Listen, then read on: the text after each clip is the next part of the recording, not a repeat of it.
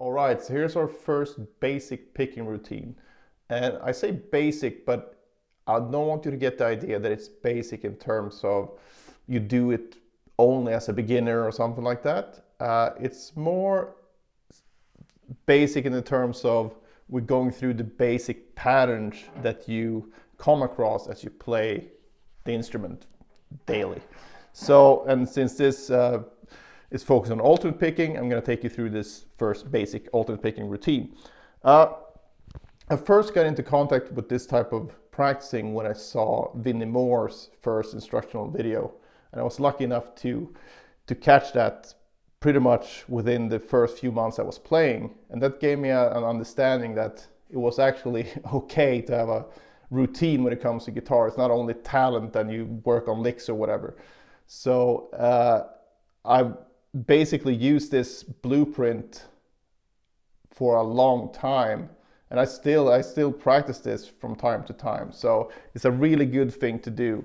And I read an interview with Steve Morse from 2012, and he said that he still spends 35 to 40 minutes just playing basic patterns at that point. So pretty much what we're gonna go through in this little routine here.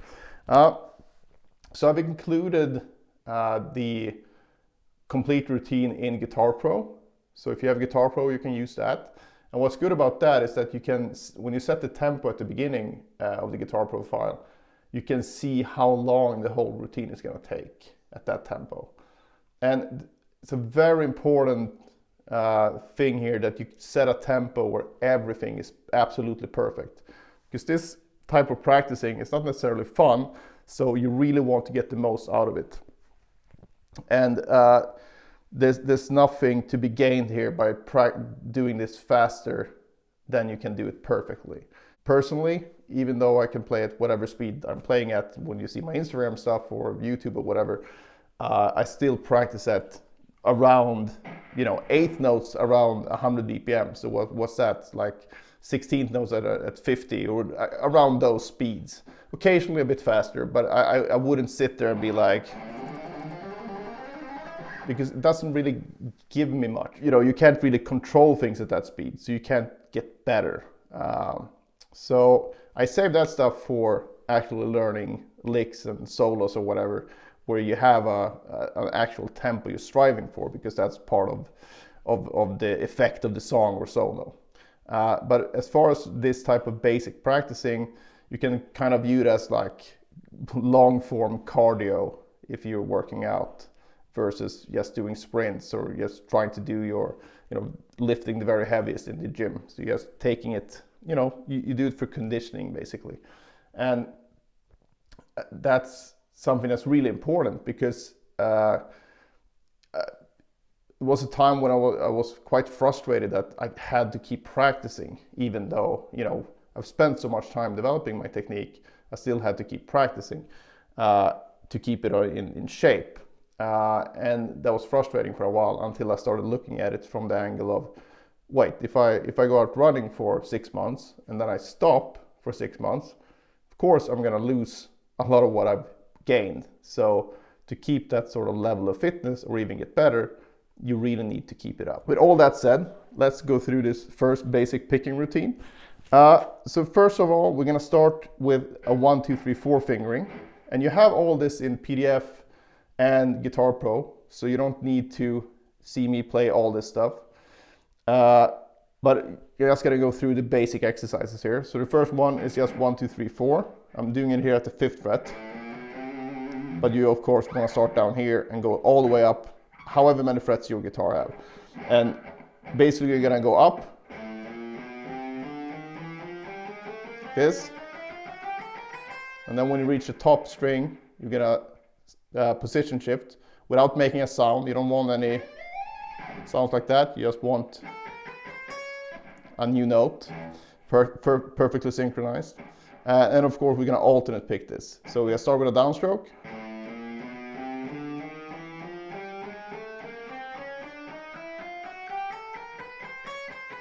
And then we go down, so 4, 3, 2, 1.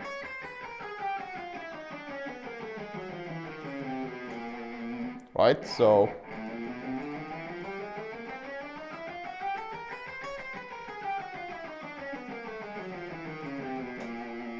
Now we move up one more fret.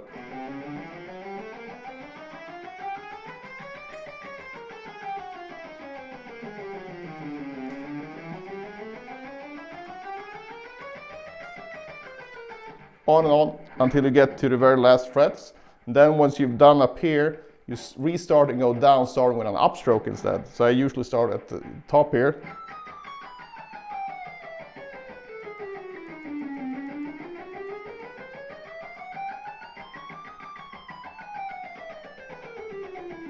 And so on. So the idea with starting with an upstroke is to prepare yourself basically for any situation with alternate picking. And since it's alternate, it's very binary. It's either down or up. So if you make sure that you practice both, you're gonna be prepared for pretty much any situation with the alternate picking stuff. So you go all the way back here. Then you're done with the 1, 2, 3, 4 exercise across 6 strings. The next section here, we're gonna do the same thing that we just did with 1, 2, 3, 4, but do it with the 4 different 3-finger combinations. We're gonna use 1, 2, 3, 1, 2, 4, 1, 3, 4, and 2, 3, 4. If you're short on time, I would suggest that you focus on 1, 2, 4 and 1, 3, 4, because those fingerings are the ones that you're gonna pop up in most scale shapes. So, but I'd suggest that you do all 4 fingerings actually. So the difference here then is that we have 3 notes per string. So we're gonna, since we're alternate picking, it's gonna be, if you start with a downstroke, you're gonna have down, up, down. Next string is gonna be up, down, up, down, up, down, up, down, up, and so on. So you don't, or really make sure that you don't do any kind of economy picking here or random picking. So just make sure that you keep your picking nice and alternate. And it's written out in 16th notes. And I suggest you to play along with the guitar profile. If you keep that at a low volume so you hear the guitar more. But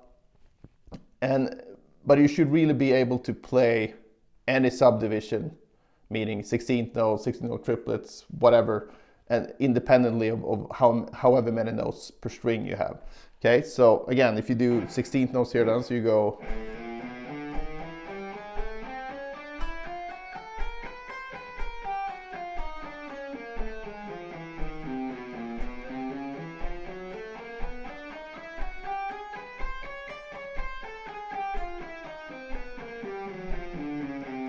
and so on, all the way up. And then when you go back, same thing, you start with an upstroke.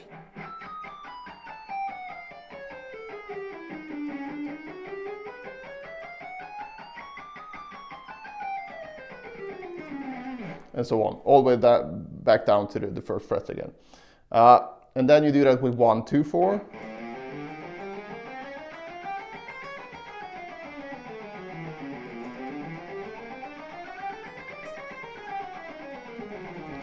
And then 1, 3, 4.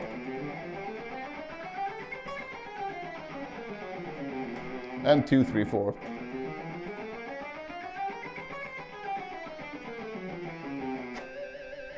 But again, don't skip things. Start here, go all the way up, all the way back. And then you're done with the 6-string exercises.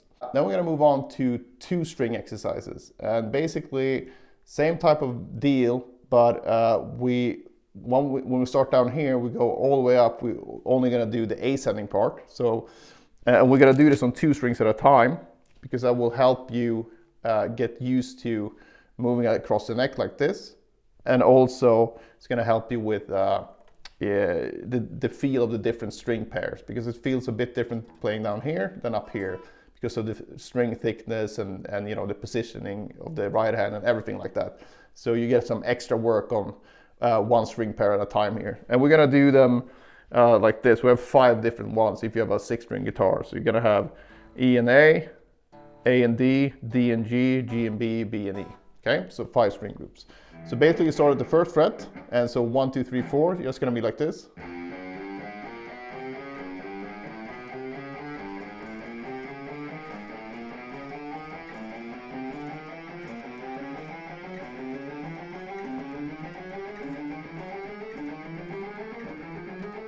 Right, all the way up.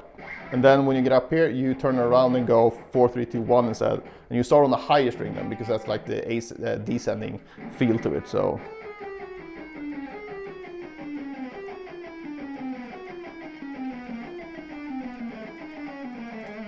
And if you want you can do this starting with an upstroke as well, but I would do that on every other day in that case, because this one you kind of want to go up with starting with a downstroke and then go down starting with a downstroke. But the next day you could just switch it around, because if you do that, you will balance out over time anyway. And then you go on to the next string group, so you go A and D. All the way up and then back, same thing.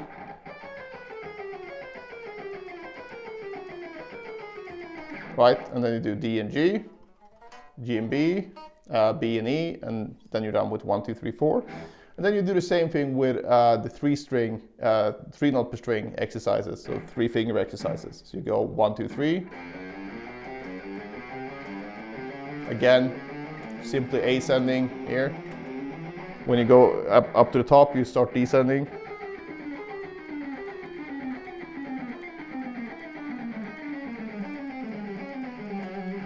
And then you do 1, 2, 4, 1, 3, 4, 2, 3, 4 on all the string groups again. And then we're basically done with the 2 string exercises. And then we have 1 string exercises, which basically takes us through the same fingerings again, but the way we're going to play it is like this. Starting on the high E string, and just go up with 1, 2, 3, 4. So you go 1, 2, 3, 4, shift up, go down, 4, 3, 2, 1. So it's kind of like the 6 string exercise, but condensed to 1 string at a time. So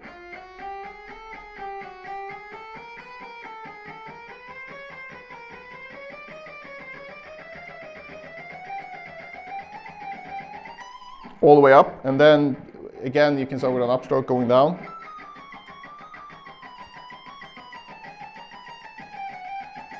Do that on all 6 strings. Then you do the same thing with 1, 2, 3.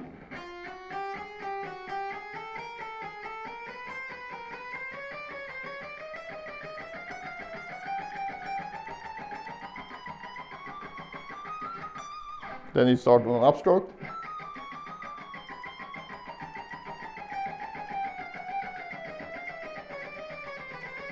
Same thing, all 6 strings, 1, 2, 4. 1, 3, 4. Again, always start with an upstroke up here for these kind of exercises. And then so finally 2, 3, 4.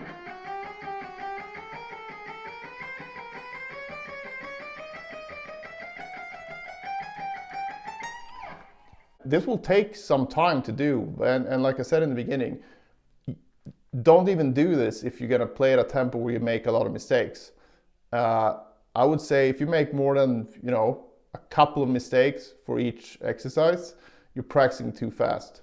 So really make sure that you listen for the flams in the right hand, meaning that if right hits his left hand and the right hand and you want him to hit at the same time, if you get any type of like this sort of like that type of sound, that's something that should be, not allowed at all, because that's sort of the habit we're trying to get out of here, and that's the key to good picking and good synchronization.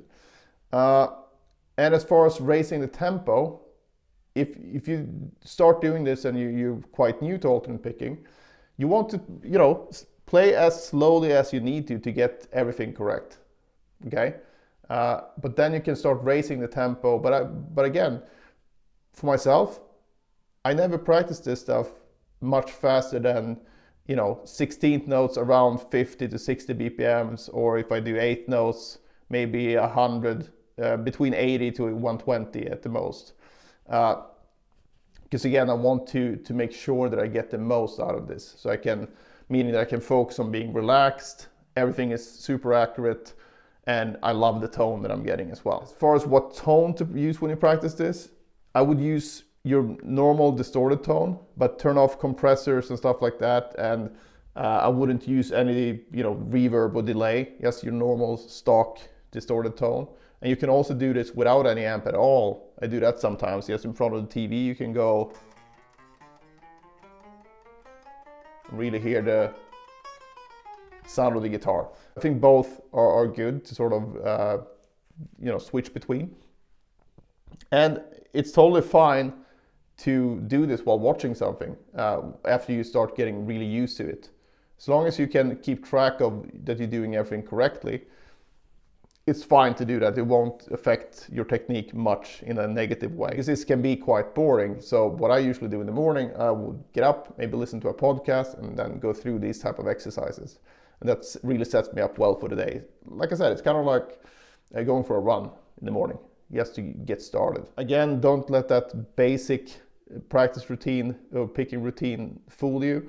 It's something that you can use at any level, just like push-ups will help you keep fit regardless of what level you're at. So it's a really important thing, and the basic is mostly the basic motions on the guitar. So finally, I just want to say that make sure that you listen to your body when you practice this, especially if you're new to it. So maybe play one exercise, take a bit of a break, play the next, bit of a break, so you can sort of disperse it throughout your practice session. You don't need to play through everything at once. Just take your time with it. But try to do it daily if possible, because that will give you the best results. And also give it at least a couple of weeks before you decide if it's helping or not. And as long as you follow the instructions, meaning that you really listened for, making sure that everything is accurate and that you like the tone and that you're relaxed, then this will help you 100%. So with that said, good luck and see you in the next video.